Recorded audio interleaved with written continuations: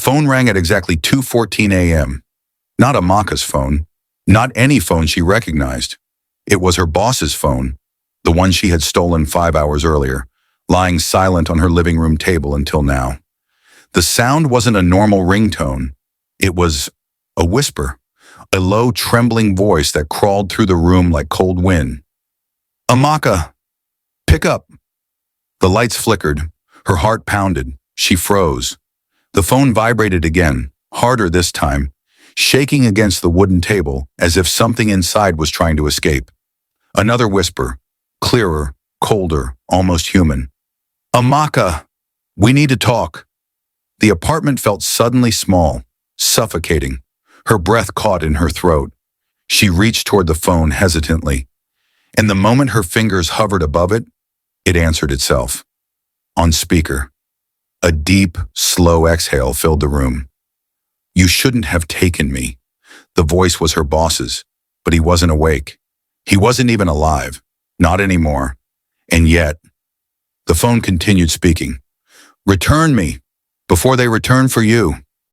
To understand how Amaka found herself alone at night with a dead man's talking phone, we must step back. Back to earlier that morning. The city of Lagos was awake before dawn, horns blaring, generator hums echoing, the smell of roasted roadside plantain floating through the air. Amaka, a 23-year-old office intern, walked through the doors of a towering corporate building dressed in her best thrift store blazer. She wasn't rich, but she was brilliant, clever, ambitious enough to burn through walls if she needed to. Her dream? A full-time role in the company, a place where people treated smartphones like sacred artifacts and information like treasure. Her boss, Mr. Ogundel, was a man people feared more than respected. Cold, calculating, ruthless. The kind of boss whose footsteps alone made interns sit up straight. He had one rule. "My phone is my life. Nobody touches it." A phone always locked, always guarded, always in his hand. Some said it held confidential company secrets. Some said it contained recordings of office scandals. Others whispered it stored ritual contacts, strange numbers that only called at night. Amaka never believed those rumors. Not until it was too late. The day had begun like any other. Emails, deadlines, tension. But trouble started when Amaka overheard two managers whispering in the hallway. "The board wants proof of Ogundel's misconduct," one said. "So the rumors are true," and the other replied. "All the evidence is on his phone. Every detail, every deal, every hidden contact." Amaka paused, her heart speeding up. Evidence? Proof?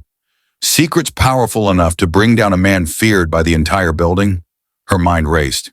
If she could get that phone, if she could deliver that evidence to the board, her promotion would be guaranteed, her future would be secured, and Ogundele would never bully her again.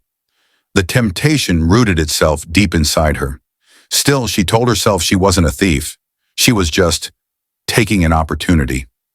Later that afternoon, Ogundel stormed into the office in his usual rage. But something was different. His hands trembled, his breathing shallow. "Meeting? Now!" he barked. He rushed into the boardroom, slamming the door behind him.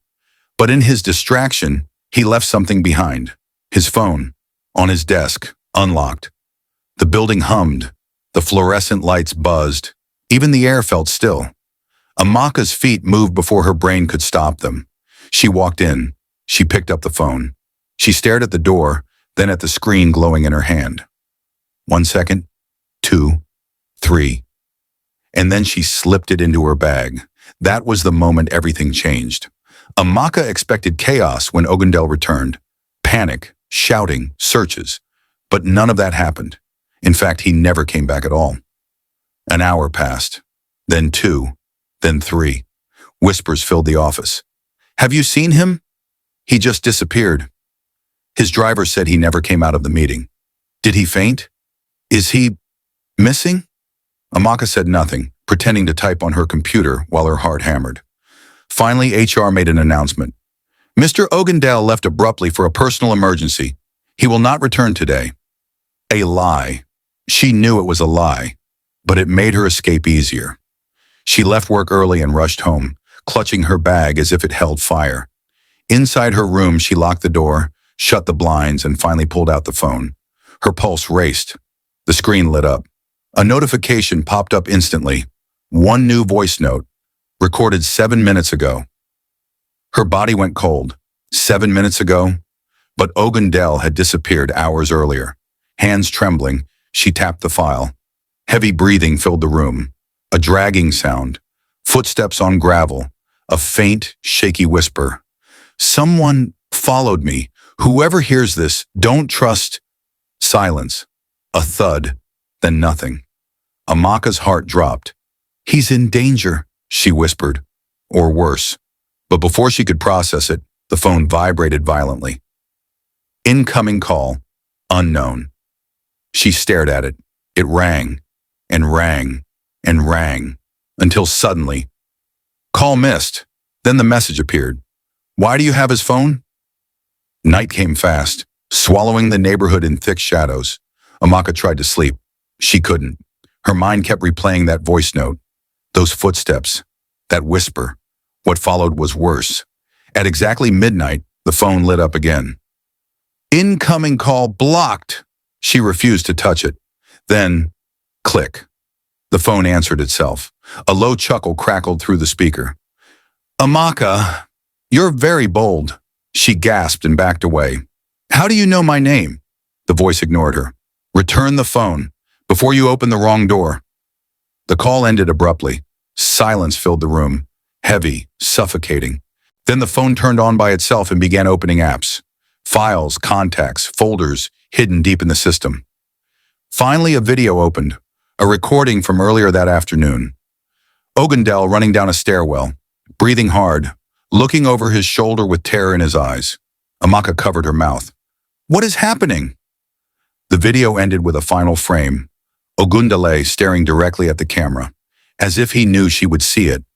Then the phone whispered, he knew what you were going to do. The next morning, Amaka returned to work shaken but determined. She thought she would find police, investigators, chaos. Instead, she found calm. No one looked worried. No one asked questions. Everyone acted like nothing had happened. But whispers spread fast. He resigned. He absconded. He ran to avoid investigation. A chill spread through her. Someone was covering something up. In the elevator, 2 board members whispered, we warned him. He should have given them what they wanted. Now they'll come for the phone.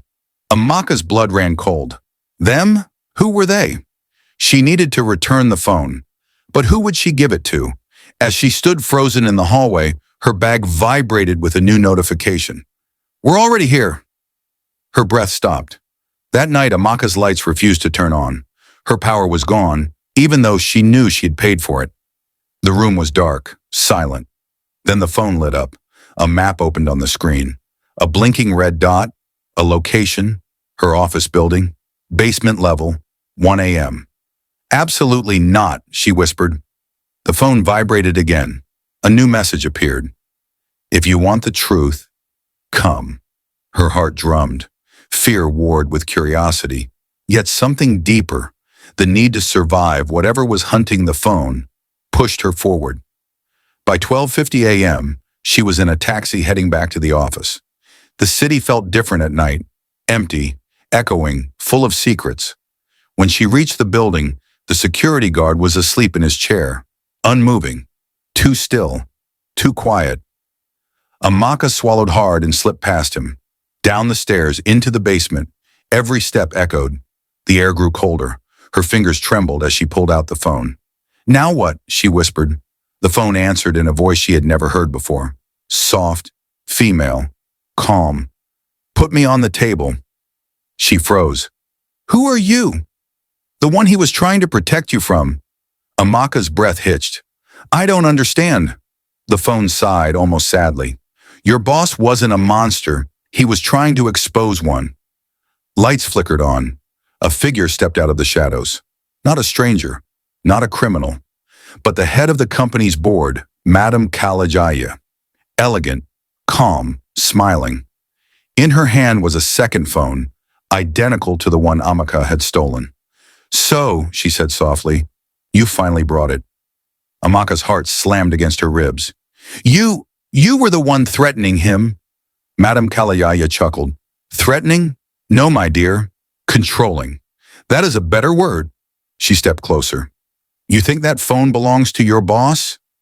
No, it belongs to us. She pointed at the device in Amaka's hand. That phone contains the company's deepest secrets. Our real network. Our real partners.